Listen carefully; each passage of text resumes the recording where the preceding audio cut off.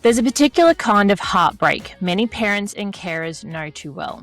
You're sitting at the table with a child you love, watching them struggle to read or write. The letters swim, the words don't stick, and before long, there are tears, shutdowns, I hate this, or the one that cuts the deepest. I'm just dumb. Maybe you've heard wait and see, or they'll grow out of it. Maybe you've been told to do more worksheets, more practice, more of the same thing that already feels like failure, while your child's confidence sinks lower. If you're listening today with a child in mind whose brilliance you can see, but the school system doesn't seem to, this conversation is for you. My guest is Russell Van Brocklen, also known as the Dyslexia Professor. He's a New York State Senate-funded dyslexia researcher whose inaugural program moved highly motivated teens from a middle school writing level to the average range of entering graduate students in one school year. One class period today, and every single one went on to graduate college. Russell's gift is translating structured literacy methods into bite-sized actions parents and carers can use tonight,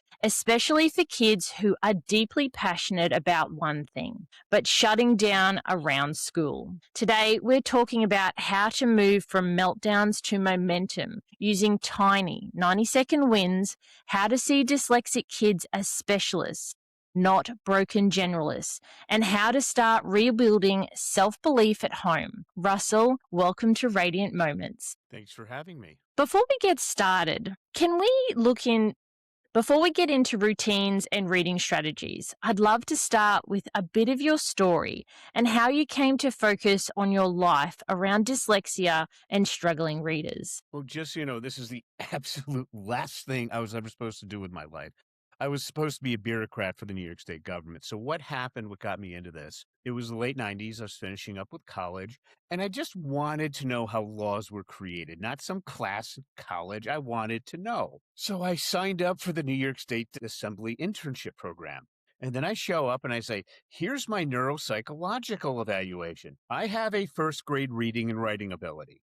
So any of your parents listening out there, understand what I just said. At the end of college, I have a documented neuropsychological evaluation from a State University of New York distinguished professor in psychology. I'm reading and writing at the first grade level.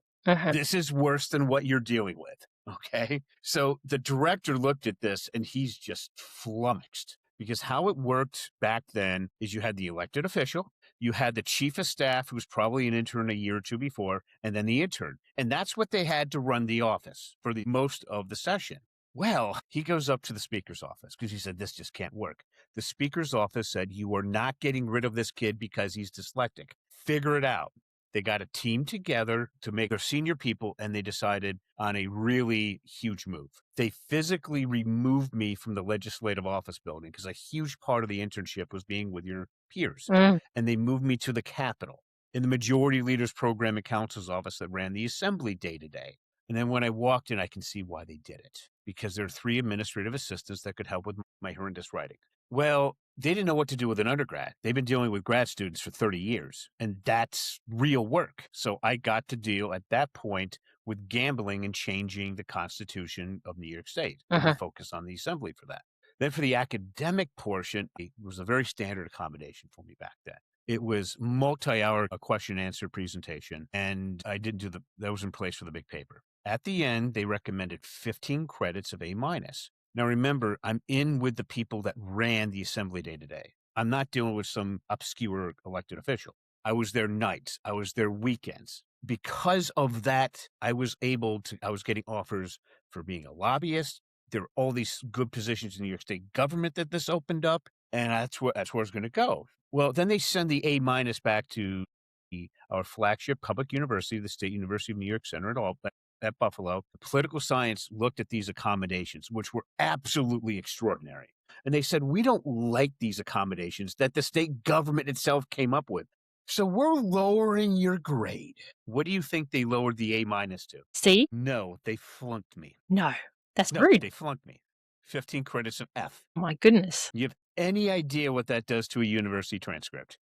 It would derail everything. Exactly. So at that point, I said, I'm done with the discrimination. Mm. So I went to my other professors I still liked, and I said, "Where do I overcome reading and writing so I can show other dyslexics?" And they kind of were joking, saying, "Well, if you like politics, it's obvious, law school." So I went to law school with a first grade reading and writing ability. It's right before before contracts, I had to teach myself to read very rapidly. Mhm. It was rather not fun. My second day of contracts, I was called on. What they use in American law schools is something called the Socratic method. Okay. You want to know about it? It's from a famous movie in the 70s called The Paper Chase. If you don't know the answer, which nobody does the first week of law school, they will keep asking you questions you can't answer to embarrass yourself until you adapt. So then the professor called on me. And here's the key point. I didn't respond as a student. I responded as his equal. He was a professor for 30 years. And this shocked everybody Mm. because he's asking me questions. I'm responding again as his equal. 5 minutes, 10 minutes, 15 minutes. They've never heard of this. And at the end, he kind of threw up his arms. He said, "Russell, you couldn't be any more correct. I have to move on to the next case in the interest of time." Mm. I learned to read within a month. I Mhm. learned to write within a couple of years. Then I went back to the New York State Senate and I said, "I want you to fund my dyslexia research project," Mhm. which they don't do. They said, "Go to the education department." So I go to the education department. And they said, "If you want anything for us to do anything, we want a SUNY distinguished professor in psychology to do the evaluation." "Where's this from?" I said, "Western New York, Buffalo." And go out there. There are two. One happened to be the one that gave me the previous evaluation. She Okay. said she would do it. 20 hours of the smartest person I've ever met beating me up to get the data. 5-page report. And she said I could go from the first grade reading and writing level to above average grad level and then back down again. Wrote it up. I connected my work with Professor James Collins' Strategies for Struggling Writers and got 15 grand from the university-wide competition. By the way, for Professor James Collins, people said it was going to take me years to get his approval. I'm dyslexic. I did it in less than 2 weeks. Okay. Notice the pattern here. Grad school, I dominate law school. Day one, then I'm called on. I dominate with Dr. Collins. I'm done in 2 weeks. Everybody else takes years. Mm. There's a pattern here. Yes. So then I get the funding from the New York State government. After I got 15 grand from the university, we tried this out outside of a public school for years, and then inside the public school, they funded it, went right to the public school. Now, I want everybody to know these are not normal kids that we were testing it on. I wanted people like me. These were highly intelligent, highly motivated kids, 16 to 18, reading and writing like 12 or 13. Okay. So one class period a day for the school year with their best teacher, Susan Ford, for special ed. They jumped to the 30th to 70th percentile of entering graduate students, the graduate records exam analytical writing assessment. They all went on to college. They all graduated GPAs of 2.5 to 3.6 to New York State taxpayers of under $900 a kid. Remember, this is 20 years ago. So then you compare that to the best dyslexic college at the time, which is Landmark College, which was a transfer college designed to send you to a 4-year school. As successful as they are for less than 1% of the cost. And that's how I Phenomenal. got started doing what I'm doing. That's phenomenal. That's just the beginning of the story. One of the more interesting aspects is I went down and I was presenting to the International Dyslexia Association's Manhattan Conference in 2006. I thought I did something amazing. I thought I was done. I was wrong. The university professors came to me and said, "A couple of your kids scored the 70th percentile of entering grad students. Mhm. We don't care. We want the craft of research." And I'm like, "The craft of what?" The Craft of Research came out in 1995 from the University of Chicago. It has since sold over 1 million copies, and it's to teach PhD students how to write their doctoral dissertations. And they wanted me to drop that into grade school so that the kids going into college know how to do it. Okay. The top private schools in the United States don't go near this material because it's too evolved. Mhm. And I was told if they can't do that, they don't care about the kids. That's what they wanted. These are like academic superstars. American basketball, these are like the all-stars on the NBA program. They're the best. Phenomenal. You've any idea how hard it is to become a full professor at a major research university? It would take quite a lot, I guess. Well, yes, but almost nobody can do it. That's who I'm talking to. So I was like, okay. And just, what that breakdown is. Context, get everybody on the same page. Problem statement where you find something that you can do that answers a question that actually matters, and then an original solution. I'm going to show you the context today, basic and advanced. So then I talked to the teachers and they said, does this work for normal kids? And I said, no, it works for the super intelligent, super motivated. They said, come back when you have something for the normal kids. 8 years later, I go back. Okay, 8 years. That's how challenging this was. So what I'm going to do is to start off, because you've been dealing with dyslexia. Yes. Biggest problem parents come to me with is typically the kids are in elementary school or older, and they're essentially writing a bunch of randomly placed misspelled words. Sound familiar? Yes, it does sound very familiar. Are your kids still doing that, or have they moved on past that? My youngest is still struggling with finding how to spell the words when he's writing Okay. his sentences. So he'll miss the little words because he doesn't feel like that makes sense in a sentence, like when he's reading or writing. And then because he's missing sounds that he can hear, like he can't say, but then he's missing sounds he can't hear too because of his hearing loss. So he has, like, I guess, a multi-layered approach Okay. to where he is with his dyslexia. What if I told you it's not that hard to fix? I'd be very interested and I'm all ears. Okay, but aren't you also very skeptical? I would say that in my 14 years, I have seen some things that would put hopeful rather than skeptical. And Okay. yeah. So what I want everybody to know is what I'm going to tell you is now based on this book. Uh-huh. It's called Overcoming Dyslexia by Dr. Sally Shaywitz from Yale. This is the #1 book in my field. So what do you say we actually look at the science and figure out what dyslexia is? Sure. That would be That's great. dyslexia. Now, do you see how the back part of your brain has this massive neuroactivity? Yes. Now, do you see how the back part of the dyslexic brain has like nothing going on? Yes. There's definitely a Okay. difference there. So what I want you to understand, big picture, Mm. is through high school is generally the back part of the brain. You get all this massive neuroactivity. Mm. Your kids don't. So I want you to think when you were in school, if you did 2 things, if you planned your studying properly, Uh-huh. really just planned it out well. And then number 2, you worked really hard. You did well to really, really well. Does that make sense? Yes. It was just those 2 things. But with your kids, I'm just going to give you a college example. Instead of taking 15 credits, they say, I'm going to take 1 class and I'm going to study 10 times more than you do for that class. Uh-huh. And they will still do worse because the back part of the brain is where that's supposed to be processing Mm. and they have nothing going on there. So Mm. here's the solution right here from Overcoming Dyslexia. The front part of the brain is 2.5 times overactive. Okay. Do you see that? Yes, I do on the second brain. Yep. Yes. Yes. So 2.5 times overactive. So we have to take things back here where nothing's going on and move it up here where we got 2.5 times the activity. It's that simple. According to Yale, this is word analysis followed by articulation. So what you're going to do with Brody is you're going to pull out a laptop computer with a real keyboard, Uh-huh. not an iPad, not an iPhone, and certainly not handwriting. Uh-huh. And you're going to tell Brody to type out hero, +sign, what are we talking about? Uh-huh. And then he's going to copy that. And parents are freaking out, but we can't copy. It's bad. Professor James Collins, Strategies for Struggling Writers, Fault Writing Strategy of Copying. It's fine. Uh-huh. So he's going to copy hero, +sign, what are we talking about? Then we're going to swap out hero for Brody. Brody, +sign, what are we talking about? Then we're going to have a list of 10 things that Brody really likes and 10 things he hates. Uh-huh.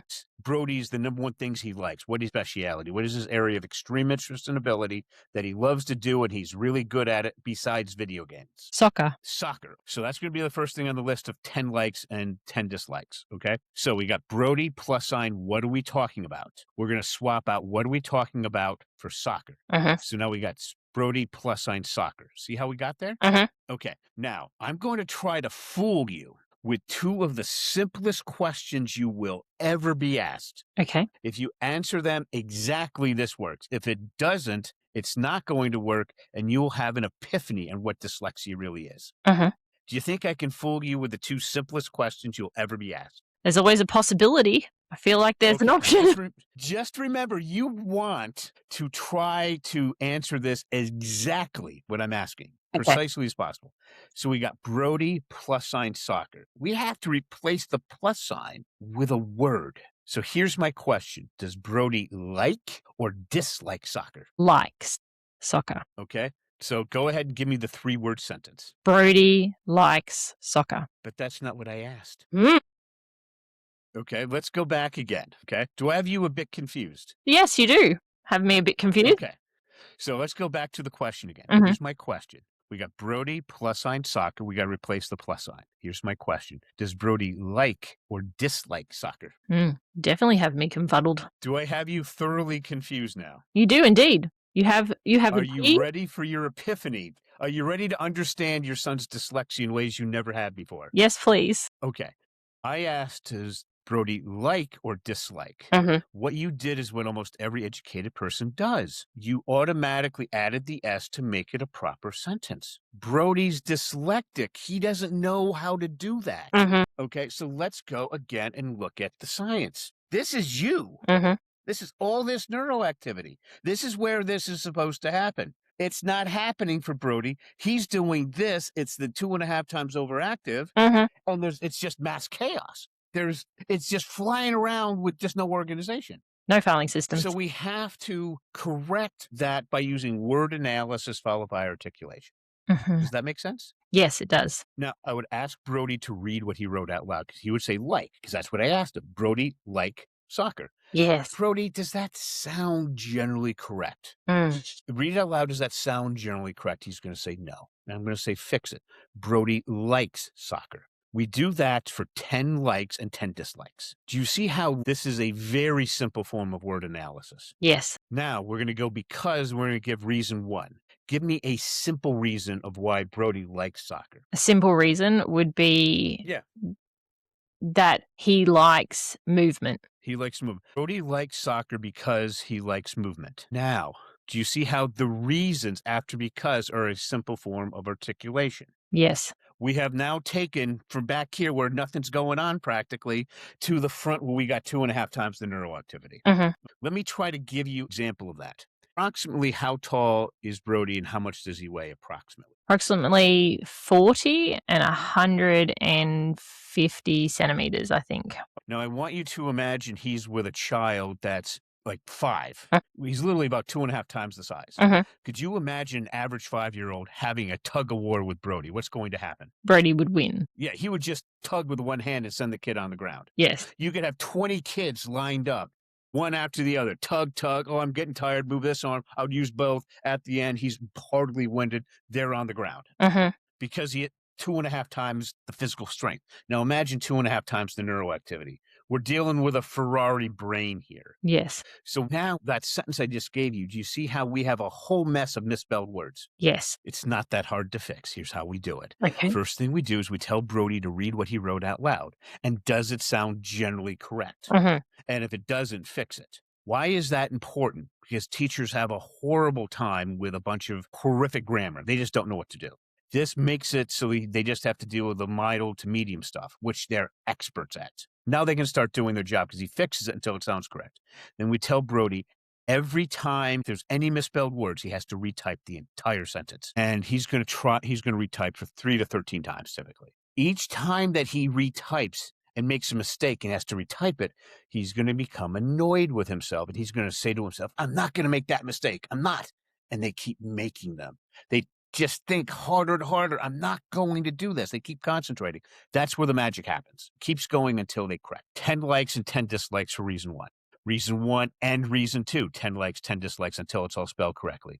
Reason one, reason two, and reason three until everything's spelled correctly. You do the 20 and they're still having trouble with it, redo it until they can. Okay. Most parents do this in 10 to 15 minute segments. Does that make sense? Yeah. So basically, you're taking the sentence that you created, and then he has to repeat it until he's spelt it correctly. Absolutely correctly. The grammar, as long as it sounds generally correct, let it go. Mhm. The point here is if you focus on the grammar, kid will go crazy. This will not work. Mhm. The point is to make the grammar to a C to B minus level. We want to get the kid functional so that their teacher can work with them. Yes. Okay. That's just all we're getting to. Now, when I did this, after we did this, I found I can't get these kids to do anything because they're normal kids. Yeah. That is part 3 of the model. The first one is we have to focus during the intervention period. Mhm. I'm not talking forever. I'm talking during the intervention period until the reading and writing comes to grade level. I'm sorry, I forgot reading. If the kids can write the words, they can read it. If they can write it, they can read it. Mm-hmm. Okay, so what we do is we're now moving to the first part of the model. And this is so important because we have to fix on their speciality, which for Brody is soccer. Give you an example of how important this is. My most successful case for a 10-year-old or around that age level is Casey. Just so everybody knows, this is a one-off. I never saw this before. I will never see this again. Okay. Casey she was 10 years old at the end of 5th grade, reading and writing at the 2nd grade level. Think 7-year-old. Casey turned 11 over the summer. She was very interested in Theodore Roosevelt, so I assigned her this little book, The Rise of Theodore Roosevelt. All 900 pages of it. Wow, that's a This is solid for book. 15-year-olds to 18-year-olds. Yes, she's reading like a 7-year-old. Casey insisted on doing reading first, so I said, here's how you do it. Mm-hmm. Work with your mom, couple sessions a week. I didn't know Casey. She went up to her room, took my simple process, worked on it for 3 hours a night for 6 months. Mm-hmm. Most of the days during the summertime. She jumped 8 grade levels in 6 months. I worked with her for 15 minutes a week. You could literally take this book, swing it to any page, point to a word, and she would tell you the dictionary definition of any word in that book. Now, mom's really impressed, but she said, is that just for something she likes? So I assigned a book that she absolutely hates. My most popular, Walt Disney, The Triumph of the American Imagination.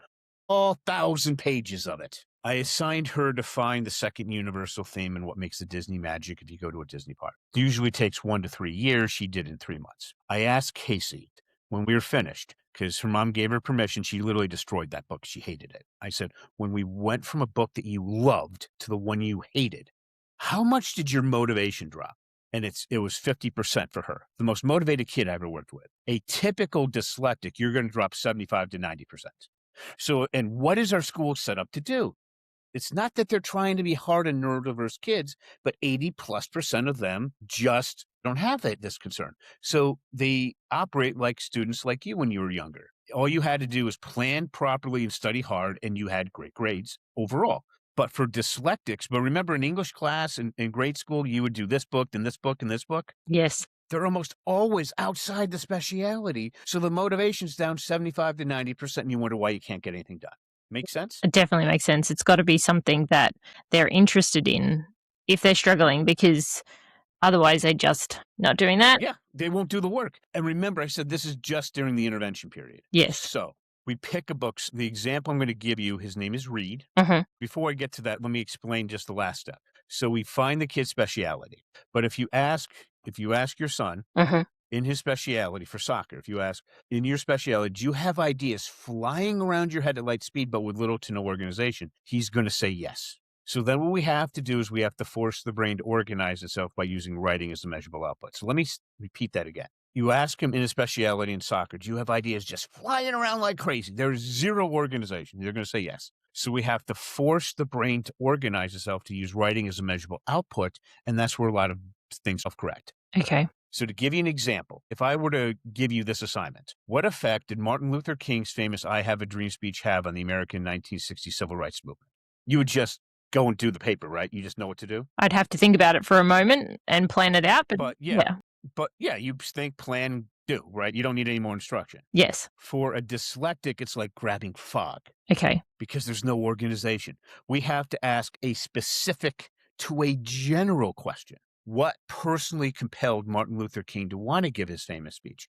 We look in his biography, we find the answer, which gives us a question, which gives us an answer, which gives us a question, which gives us an answer. That forces the brain to organize itself by using writing as a measurable output. So again, force that QA, forces the brain to organize itself by using writing as a measurable output. So what's the process? We focus on the kid's speciality during the intervention period. We teach from the specific to the general, word analysis followed by articulation. Parents ask, how successful is that? So I want to let you know that Brody, if you were in America, in New York City, and let's just say you won the lottery, you got $10 million in the bank after tax. All right. The Windward School would come to you and say, we have a 98% success rate. You give us Brody for 4 to 5 years, our tuition is $75,000 a year because it's like 4 to 1 or 5 to 1 student to teacher ratio. Okay. And we will make him as educated as anybody is. And if he still has some time before he graduates, we'll send him back to his typical school. And you'll be massively successful. And they're right. if you have hundreds and hundreds of thousands of dollars lying around. Yes. The Gow School a similar school has been celebrating 100 years of phenomenal success, 100 years. Most parents can't afford this. So how do we do this during the intervention period? I'm going to give you an example of Reed. I met Kimberly on Facebook on December 27th of 2024. Just so you know Kimberly's background, she's a homeschooling mom with some college. She properly taught Reed's 3 brothers and sisters to read properly using standard methods, and they're doing very well academically. With Reed, she's failed miserably, and she was very embarrassed and ashamed for failing with her son. So what happened? So Reed's 10 years old in 5th grade. She just paid $700 to have the state of Ohio grade her kids. A few weeks before I talked to her, Reed was reading at the 11th percentile. He was writing at the 4th percentile. Kimberly worked with Reed for 3 half-hour sessions a week for about 90 minutes a week. Most parents do 10 to 15-minute sessions, so you can get an idea by applying that. She worked with him for the rest of the school year, 5.5, 6 months, and then he was retested. I'm not telling you those results because over the summertime, Reed's friends came to him and said, we want you in public school to be with us socially, in class, for lunch, socially. If this was January and they requested that, he would have been placed in special education, away from his friends on Happy Kid. But in beginning of August, he was retested. So this is like 8.5 months later. This is in a public school, mom's miles away. This is much better data. He had a bit of an increase. His reading went from the 11th percentile to the 64th. His writing went from the 4th percentile to the 65th. His grammar jumped to the 97th percentile. Okay? Kimberly did what every parent dreamed of on her own following this process. How has he done in school? He's in normal classes, getting A's and B's with his friends. That's how powerful this is. That's amazing to go from 4th to 65th with writing and reading. That is unheard of in mainstream education with the way that it currently works. The private schools can't do that, not at that pace. But his writing, again, this was for 5th, beginning 6th grade. And now, like your kids, this doesn't matter because they're older. I have to show you how to do the body paragraphs for that age and bring up their writing until it's like at the high school level for body paragraph. If your kids can write decent body paragraphs, the teachers can show them do the intro and the conclusion. Yes. I do that through something called a universal theme, which is a human condition that represents any human, anytime, regardless of time, space, whatever. It just represents humanity in one word. So to illustrate this point, I just found this is the best way. Do you ever go to movies over any time in your lifetime? Yes, we do go movies, yeah. I want you to think of a movie that everybody has seen, that you think is one of the best ever, that you are intimately familiar with. I want a movie that everybody's seen, that you know intimately, that you think is one of the best ever. Good question. The Harry Potter series. Okay. What movie in particular are you thinking about? Probably Prisoner of Azkaban is probably one I know. Prisoner of Azkaban. Now I'm going to ask you a very difficult question. I want you, I'm warning you ahead of time. Okay. I want you to tell me in one word a universal thing that best represents the Prisoner of Azkaban. One word. Betrayal. Betrayal. So you're educated. You're educated well past high school. Okay. Do you see how much thinking that I asked you to do there? Yes. It hurt the brain. Now, yes, but I want everybody to understand this. You're dyslexic kids. This is your front part of the brain. This is theirs. So once they're properly trained, they're going to run rings around you doing this. Great. Because they got 2.5 times the neural activity. Do you see where I'm going, where there's an advantage to dyslexia? Yes. Okay. So what was your word again? Betrayal. Betrayal. Okay. So I want you to imagine, I'm going to make fun of American journalists because they need this. If you're reading a review from a Harvard-educated movie reviewer or Princeton or Yale, don't you see how they normally tell you this happened, then this happened, then this happened, and you know they ruined the movie? Okay, I'm going to show you how to do this properly, much better ways. So what you would do is you would think of the universal theme of betrayal and ask, how did the actors do as a group and individually with that universal theme? How did the director do? How did the screenwriter do? And then you write your review like that. And then people can read it and go, I see what you're saying. Do I want to see the movie or not? Based on that, you're telling them your feelings, but you're not ruining it for them. Okay. Yes, does make sense. Here's the problem we're running into. Betrayal is such a broad word, you can't use it as a lens to focus too well. Make sense? Yes, because it has so many meanings and how it can be portrayed. Yeah, it's broad. Yeah. So what we have to do with the writing, I'm going to show you how to do an evolved form of word analysis because we did the sentences. So this is classic Shakespeare. Any story in English class, you have a hero. Hero wants to do something. It's based on a universal theme. You have an optimum villain. Make sense? Yes. So for Reed, he was interested in Logan from X-Men. Uh-huh. Okay. So for your son, who's his hero for soccer? That's a Or you can just tell me a famous player in Australia. Mbappe? So let's just say that he's the hero. Mhm. What does he want to do? He's going to say what he wants to do Mhm. in a sentence. You see how I showed you how to write a sentence so you can write a sentence? Maybe it's a paragraph. Maybe he's going to write a couple of paragraphs. I don't know. Uh-huh. For each word, you're going to come up with the most important word of the sentence. And then you're going to take all the most important words from all the sentences and reduce it to one, the best one. Uh-huh. And then that's going to be like the universal theme that we used in Harry Potter, betrayal. Uh-huh. It's very broad. Here's how the next step. We're going to go to the thesaurus, and you're going to put in that most important word, and you can do 5 words, Uh-huh. 10 words, the whole level, multiple levels. It's up to you. Okay. Then you're going to take the most important word. You're going to type out the word, and then you're going to go to Merriam-Webster's online dictionary or Oxford English online dictionary. Dictionary.com is banned because it's too simple. You're going to have the kid go through and pick their definition. They're going to type out the word. They're going to type out the definition. And they're going to do that as they go through this process for each word, 5, 10, 15, 20 times. And parents are going to scream, my kids won't do that. If it's in their speciality, they will. Mm-hmm. If it's outside of it, no way in heck. So it has to be in that speciality. Let's go back to the science of the brain. Uh-huh. Part of the brain, 2.5 times the neuroactivity. Word analysis. How can you use word analysis if you don't know what the word means? Mm-hmm. Very You true. can't. So the kid overdoing this over months and over a year, 18 months, whatever it is, they're going to build a vocabulary of hundreds of evolved words. And unlike the $75,000 a year private schools, where the older you are, the longer it takes, the older you are with my process, the quicker you pick it up. Okay? So they type out the word, they type out the definition. Now they have a better understanding. At some point after doing this, they'll just know. And they will know this in the States. They'll do this 11 and 12. At 16, 17, they take the SAT or the ACT for college. The vocabulary section, the verbal section is basically a vocabulary test. My kids remember 70 to 80% of the definition, Uh-huh. 70, 80%, and they don't need to study this. They just know it. Drives their friends crazy. So now we then find the word out of that 5, out of that 10, the whole level, multiple levels that best represents what's in the kid's brain. So they're going to type out that word and the definition after looking it up on the online dictionary. If they copy and paste, you are wasting your time. They have to type it out on a keyboard. Can't overemphasize that. So they find the word that best matches in their head. That is so much stronger. So it's right there. So much more specific. And then we can use that universal theme as a lens to pick our ultimate villain, which is a person or a concept. Okay. That can best prevent the hero from accomplishing their goals. A person or a concept that can best prevent the hero from accomplishing their goals. Does that make sense? Okay.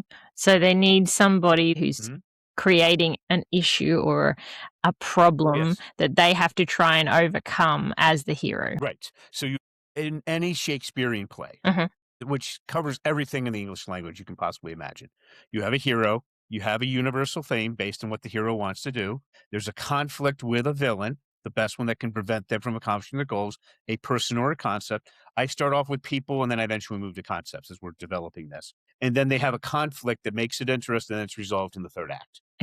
Okay, this is just very standard of any well-written things in English. So once you find that ultimate villain, and then now you have your hero universe, I separate those with plus signs. Then I tell the kid to read it out loud. Does it sound correct? Of course not. Fill it in so it sounds correct. Do you see how that's a much more evolved form of word analysis? Yes, it's more structured. Now we have to go to an evolved form of articulation. Here's how we do that. We ask the kid to come up with 3 really good reasons. Now, this is the base level of context, getting everybody on the same page from context, problem, statement, solution. Okay. So the basic stuff, we have a reason. We're going to tell the kid, You wrote out your reason. Now reduce that reason to a simple universal theme. So what they would do is we would actually use the book for Harry Potter instead of the movie, because it's just a lot easier to do it with a book. And I'd get them the audiobook. So then I would say, go and find a quote that deals with that reason. Because now they have a base universal theme. They can find a one-sentence quote. Then they're going to answer who, what, when, where, how, why. Notice how and why are at the end, because why is normally the hardest. They answer those questions. So then I take the quote and I go plus sign who, plus sign, all those questions, and they're all separated by plus signs. And then I go to the kid, and I say, read it out loud without the plus signs. Just so you know what the plus signs are, they're a default writing strategy from Professor James Collins of visualization that indicates you probably need to add a word, subtract a word, or move something around to make this make sense. Okay. And I'll ask them, does that sound generally correct? And they laugh in my face, say no. So then I say, move the things around so it makes sense. Like put the quote where you think it makes sense, put the other parts where you think it makes sense, and then read it out loud. Does it sound correct? No. Fix it, add words, subtract words, move things around until it sounds generally correct. Once you're done, that's a basic paragraph. Does that make sense? Yes, it does. You do that for 3 reasons. You now have 3 basic body paragraphs at a C to B- level. Okay. The teachers will go ahead and do a thesis statement and conclusion. It's a C level, B-, 5-paragraph essay. You have now pulled your dyslexic kid out of the abyss, and now they can generally be worked with. But your kids are past 10 years old. Yes. They're older. So now we have to do a much more evolved body paragraph. Okay. Okay, so this is an advanced form of articulation. We're going to go back to those 3 reasons, but for each reason, let's just take the first one. Instead of one universal theme, I'm going to send you back to the book or the script, and you're going to find 2 universal themes. The first one is going to be near the beginning of the document. The second one is going to be near the end. Now we take those 2 universal themes, we put them together. That's our data. So I want you to think back to your days in high school and in post-high school education. I want you to think about you would have your topic sentence and then your data, which could be statistics, quotes, whatever. Have you noticed that it was hard to get a flow from the topic sentence to the data? It just didn't flow very well. Do you remember that? Yes, clearly. Frustratingly, right? You're like, how do I do this? Yes. What if I told you that came out in 1995 and that virtually nobody with a master's degree or below has any idea? Have you ever thought of applying a warrant to a body paragraph? Haven't. People think a warrant, like the cops are going to come and arrest me because a judge wrote out a warrant. I'm like, yes, we're going to apply that to a body paragraph, and people are just all confused. Okay. This is a central part of the craft of research for PhD students, and now we're showing this to middle school kids. So what we do is we take those 2 quotes, and from that, we show the kids how to create their topic sentence. Then we connect the topic sentence and the quotes with a warrant, which is answering a how and why question. Okay, so you answer how and why, which basically you've already done if you're doing the simple ones, and you use that to connect everything so it flows. You only need 1 warrant because they're both quotes are based on the same universal thing. Never thought of it like that. Now, are there other things? Yes, we have a paid course. We go and we add more things at the end of that based on the craft of research, but that's the basics. Now, here's the important thing. I want you to think where you are. Sorry, in Australia, what's your most prestigious university? What's your Harvard? That's a very good question. Or what's one of your top 5? What's one of your most preeminent universities? Kind of think of Bondi University. So if you go to Bondi University, I'm just going to tell you what would happen. You would take any professor, and if you did that, they would look down and they'd go, oh, they used a warrant. This must be at the college level.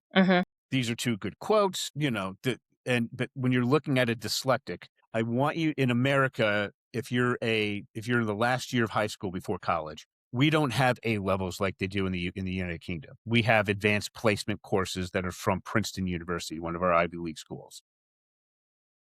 So an example from the States is, imagine we have a kid who's in 7th grade, 12 years old, and they have an older brother or sister. And in this case, it's an older brother who's 17, who's in advanced placement English, which is legitimate college level stuff. His teacher has no idea what a warrant is. He is writing much better paragraphs, much better word choice, very flowy sentences, but the 12-year-old 7th grade dyslexic is using warrants. So the professor would think, That kid's using a warrant. It's technically more evolved than the AP English high school kid. Yeah. And then the older brother goes, I'm the AP English. I can go to Oxford, Cambridge, the top universities in the UK, Harvard. I can go there because I'm that good. But this professor thinks that my kid brother, who's dyslexic, is writing technically more evolved paragraphs than me. And they get really frustrated. And I tell the kid brother, isn't this beautiful? Do you remember when I showed you in grad school and I went to law school? I dominated law school. Yes. First time. I did 2 weeks what took other people years because the front part of the brain represents grad school because it's in our speciality. And dyslexics go there. We dominate from day one or soon thereafter because all they care about is, can you come up with something that's going to add to the field that matters? And we can, because we've been thinking about it forever. All the other technical stuff, how to do a dissertation, how to do peer review research, how to write things up. If you weren't a phenomenal student, you wouldn't be there. They just expect you to pick it up over time. So I would trade for the PhD students to do all the work, but they get to go on credit when I spread my ideas out. And they think it's so worth it. And you see how, when I showed you how to do that evolve part of the paragraph, do you see how that's an advanced part of articulation? Yes, I can see that, definitely. That's all it is. Now, I can hear your parents saying now, but if we focus on what my kids like, what happens when we send them back into school? We'll tell you exactly what happened to Reed. He went into math class and he read and wrote slower than his classmates. And I said, you always will. But when you get into grad school, you can think in orders of magnitude faster. So when I was taking law school classes, you're supposed to think for 3 to 5 minutes after you read a paragraph and you had the A through E, multiple choice. They were so sophisticated how they would fool you. I didn't think for 3 to 5 minutes. I didn't think for 3 to 5 seconds. I got it in under a second, and I got almost perfect hundreds every time. I'm sitting there twiddling my thumbs with half the class to go because I'm like, this is boring, and they can't do it. But then we came to legal research and writing, and the shoe was on the other foot. Yeah, okay. So Reed was in math class, and he doesn't like writing in math class, and he rebelled. But remember when you were raising your kids and they were like 1 to 4 and you kept telling them no and you set limits on them so that they would turn into good people? Yes. That's what I call a well-raised child. If you bring a well-raised child, here's what I told the teachers and the parent. I said, Kimberly, be a rock. Just stand there, your arms crossed, nothing's moving. So Reed ran up against that rock. And as a mom, you know when your kids test and you're standing there like this, no. What happens eventually? They stop. They stop because they realize it's not going to change. So Reed's like, eventually he mumbled, then he accepted it, and he's fine. He's doing everything outside of his speciality now, and he doesn't like that, but he can do it. A's and B's mostly, okay? That's wonderful. Now, that is how powerful this stuff is. It's almost mind-shattering to think that this process that you've described in step-by-step form has the capacity to help transform a pathway that is of struggle, both mentally, physically, and emotionally, and empower those individuals struggling with dyslexia to not only thrive, but exceed expectations and be able to apply it in not just the field of their joy, their interest, but across other fields, regardless of whether they like it or not. And I think being able to transcribe it from something that you're passionately invested in into areas where you don't have an interest or a want, that speaks volumes to the success of this process that you've been describing today. Right, but here's the other thing. This is not just for dyslexics. I met Grayson. His dad runs another podcast, and he said his son is years old in 5th grade. He's at the 99th percentile in math and science. No dyslexia. Just a kid who should be years ahead of time. Okay.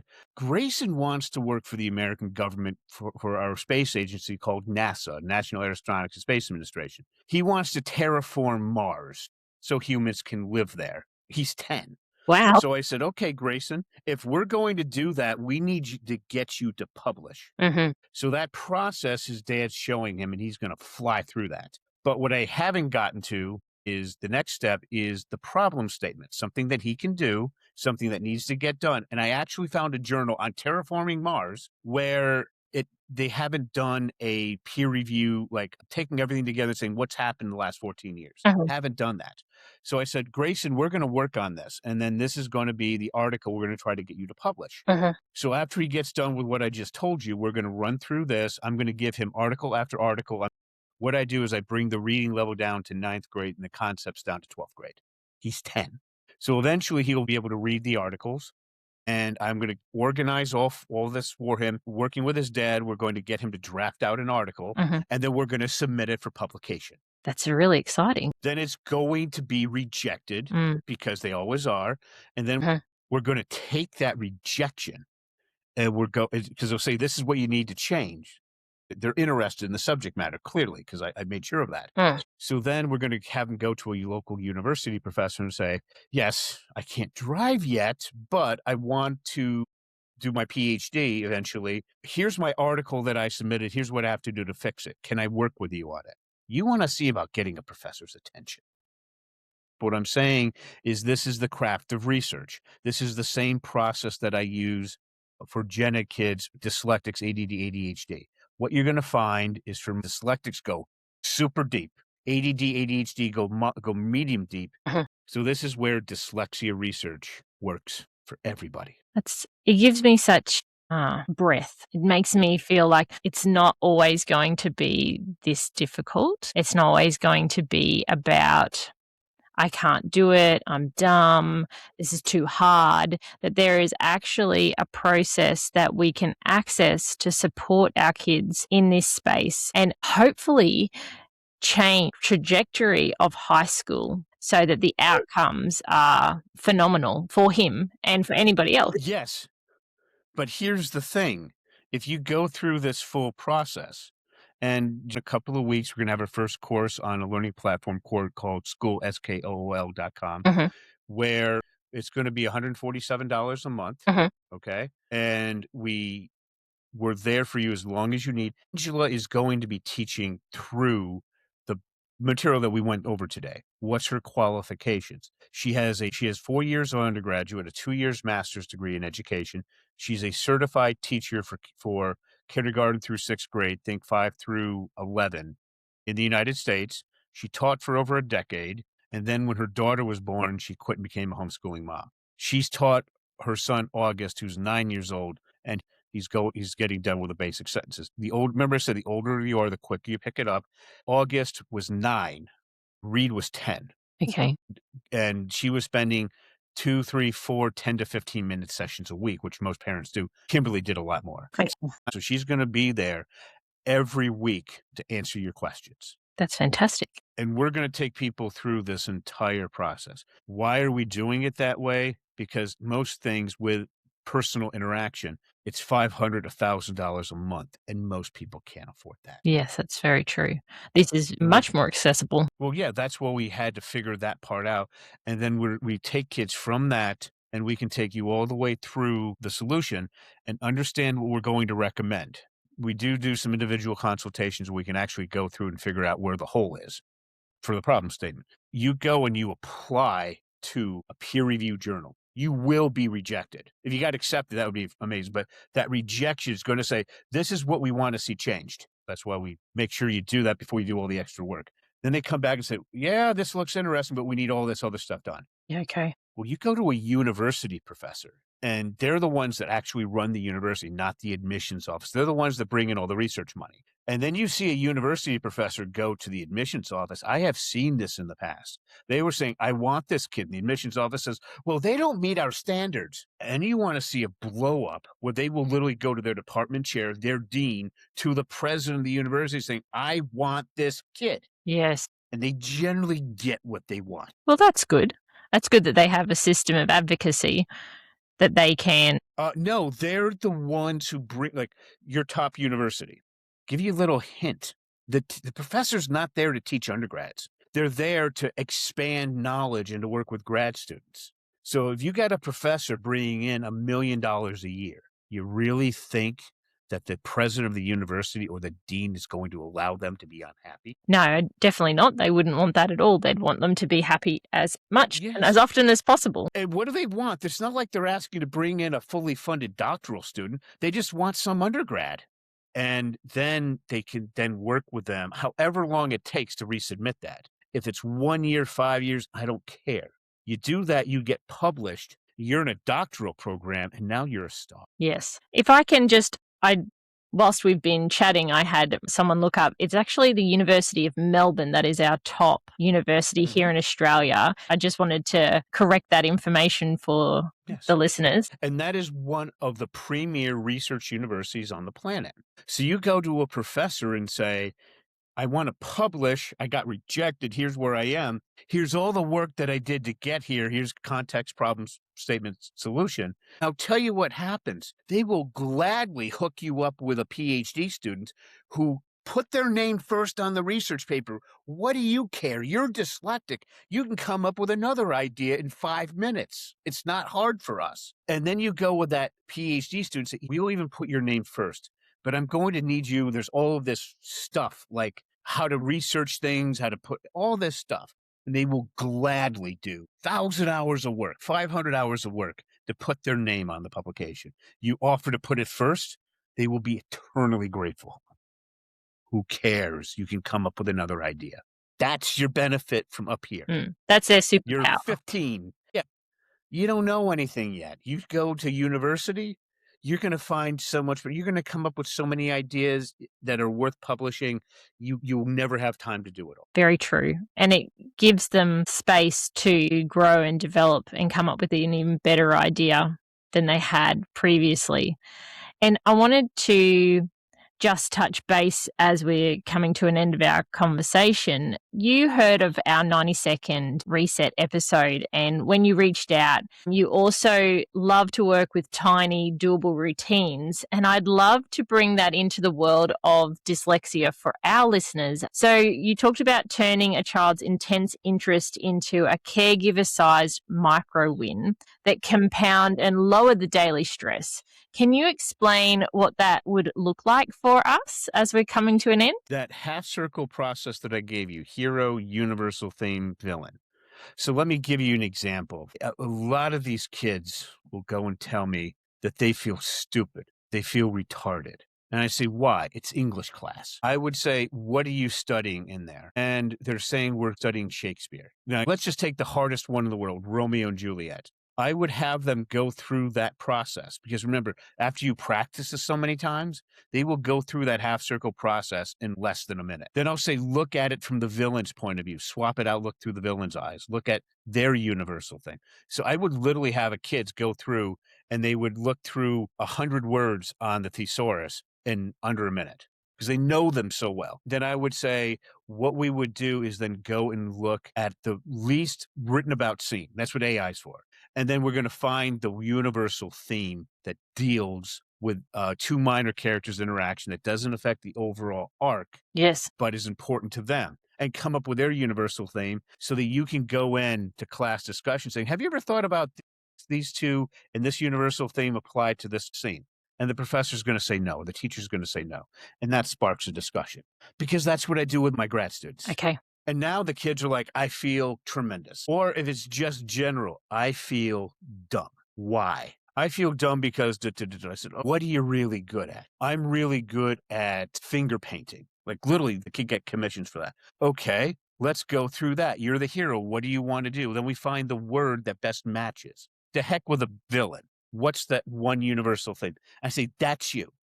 Why do you matter? Because people are paying you to commission your work. And by the way, you're charging way too little, but you're getting paid to do your work. Yes. All right. Or they do a project that matters in their speciality. Mm-hmm. And then we come up with a word there. We just do hero and we come up with the final universal thing. That's your word.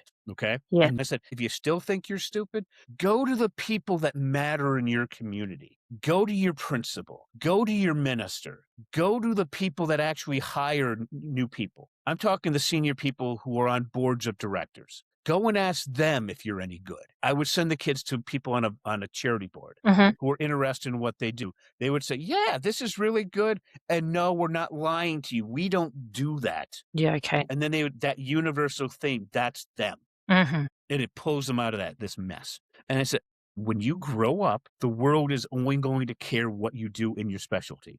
They're not going to care if you can analyze Shakespeare if you're a math major, or if you're really good at nursing. They're not going to care if you can do calculus. They just don't care. And that end of the road is what really pulls them out of it. So as they do the groundwork, they should be able to get to a point where doing that circular process takes them 90 seconds or less. Yes. Oh, I have done things with Casey, and I would say, just to give you a ridiculous example, instead of just doing 5 or 10 words, she came back after looking at over 200 in like 5 minutes. I would limit it to 5, 10 words because they already know the synonyms. Like literally, you go and put it up, they look at all the words. They know what each definition is exactly. And how long does that take? 6 months, a year plus. That's what you're doing in middle school.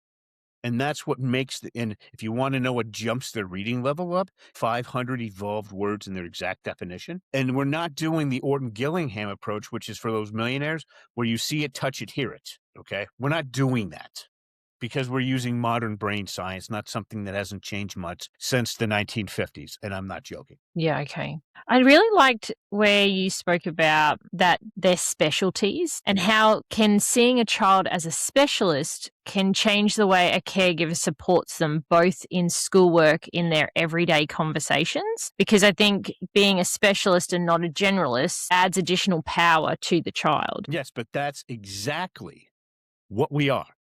We are academic specialists. But what is our system doing? At least I'm going to tell you what happens in the States. We teach the basics, English, history, all these subjects, middle school, high school, first 2 years of college. We're demanding that these kids become well-rounded before we specialize. The dyslexic brain, let's go and just take another quick look at this. My brain is exactly opposite of yours, okay?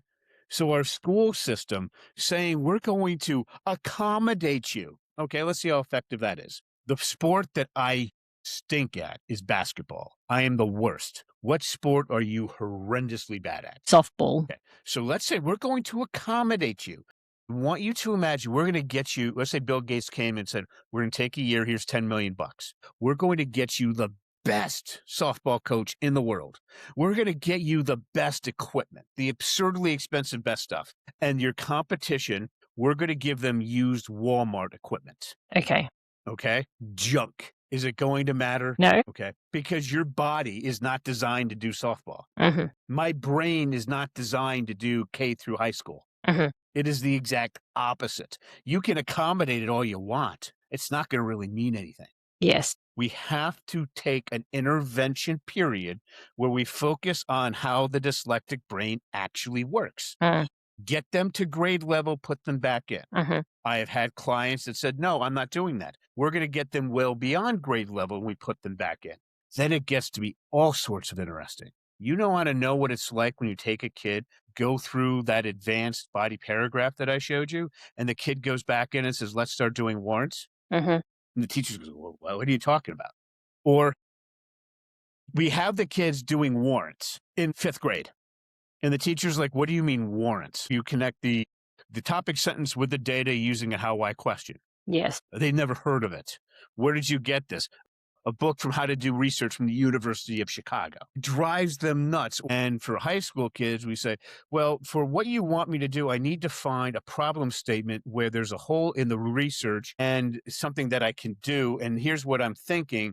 And the teacher's like, I'm going to learn something from this kid? So we do things at an advanced level. So I want you to imagine an English teacher who has taught Shakespeare to the smartest kids in the school where they feed the University of Melbourne. Okay? How often do you think that teacher learns something about Shakespeare from her kids? Not very often. 5, 10, 15 times in a career. With the process I give you, they have an 80% chance of learning something substantively new. Wow. That's a massive win. Because what I've done when we got to the problem statement is on purpose, I took out 2 steps. So we're focusing on one book and not hundreds of peer-reviewed journal articles because kids can't absorb that. I put those back in when they're in college. Will that give something original to the University of Melbourne professor? No. You would have to put in those last 2 steps. And then the answer would be yes. Okay. And it would be some obscure little journal you could then try to pitch it in. But it's obscure little peer-reviewed journal is still a peer-reviewed journal. Okay? So that's how powerful we're dealing with here. And here's the last thing. A lot of kids can't get jobs now out of college. I'm talking your best students at the best universities and real majors because of artificial intelligence is doing the work of junior people. If you know AI, if you know the craft of research, you can work with AI agents, you can guide them, you can train them. I have had kids who hated AI. They go to work, they know what this is, and within weeks they're training their peers in AI because they're like, how do I do context problem solution? I'd be like, just go to the AI model, talk to it, type with it, figure it out. They would be like, okay, this didn't work. Here's what worked. And they would tell them, and then they'd go to their peers and say, what do you mean? And the peers would go, what do you mean context problem solution? We don't, how did you get through college? I learned this in high school. That's how powerful this is. And the book that told you how to do this was written 30 years ago. 30 years ago. That makes me feel really old when you put it in that context. I was in university at 95, so.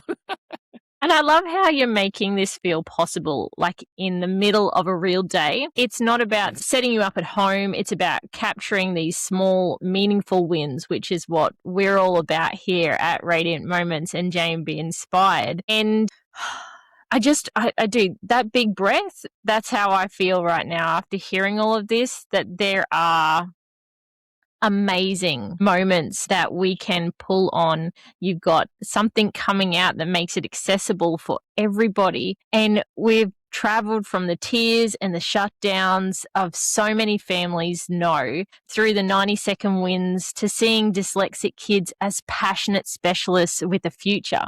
And I'd love to close with some gentle next steps and a message of hope for our listeners. If you are sitting with one exhausted caregiver right now who's watching their child struggle and starting to doubt themselves, what would you most want them to hear from this conversation? Follow the model for an intervention period. Start off with their speciality, what they're really good at, what they really like. One exception for boys, video games are banned, just so you know.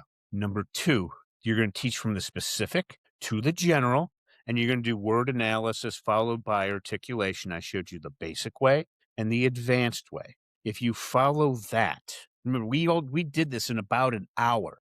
Okay. If you come to work with us, yes, our entire curriculum is a small fraction of my competition. For me to get a kid from base level to submitting an article for a doctoral to be published, that total amount of word count is less than the first level of my competition for how to do reading the most basic words. You can stay with us for as long as you like. We have a passionate, experienced educator there every week to answer your questions. And we just want to make sure that your kids go as far as they want. For most of the kids, you're going to have 2 options. You're going to have a head and hands kid who are going to go to a community college, become an electrician, a plumber, auto mechanics, whatever. And those kids who want to go on to do real intellectual work, which for most of them is going to be a master's degree. They have to master the craft of research, do really well with the artificial intelligence because at 5-10x is their productivity. And then they go out with those skills, they will get hired and they will make a lot more money. And I feel like, just to recap on what you told us before about the upcoming school program that'll be released, that people can access that for $147. Is that US dollars? So that's where we're currently pricing it at. I'm going to see if I can put that into local currency. That's one of the things I have to figure out because I know I don't want it to not be accessible because of currency conversion. That's brilliant. I really appreciate that consideration. So we have to figure that out. We're just trying to get it up there now. And what I can tell you is I've gotten really good at using Opus 4.5, but everything that I do runs through 2 evaluators. One is Angela, that teacher I was telling you about. The other one, her name is Jackie. She is an adjunct professor at Grand Canyon University in curriculum design, which she teaches to educators at the graduate level. So the AI gets them, they give me questions. Like Angela just sent me a couple of questions and I gave her back 12,000 words. Okay. Because we examined all the best research about how to structure this. Remember, she's already taught her son August this, and she's like, there's a lot of really good ideas here and a lot of stuff that is not good. And she picks what that is. We enhance that, and then she decides what's going. That's how you have to work. So we're researching the heck out of every conceivable point and having an experienced educator who's taught this to their kid already as a mom to make this work. So we're here to make sure you can get through this. Remember, Kimberly had some college, and she spent about 36 hours with Reed, and she outperformed the best dyslexic schools on the planet. So is this something that will be released this year? Yes, we'll have the first course up within a matter of a month. Fantastic. Well, I would really appreciate you letting us know so I can share that with our community once it is live, because I think it's such a valuable tool that anybody who is suffering with dyslexia would be able to benefit from.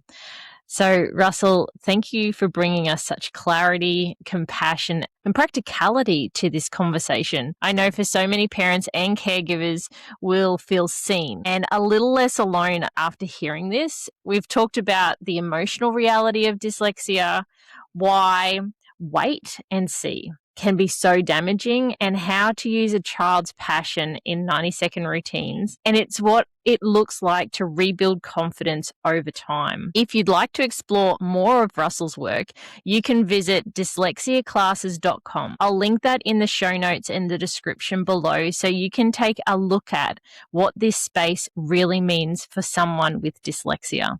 If something in this episode resonated, your only invitation is this. Notice one moment this week when your child lights up about something and ask yourself, is there one tiny reading or word win we could tuck into that joy?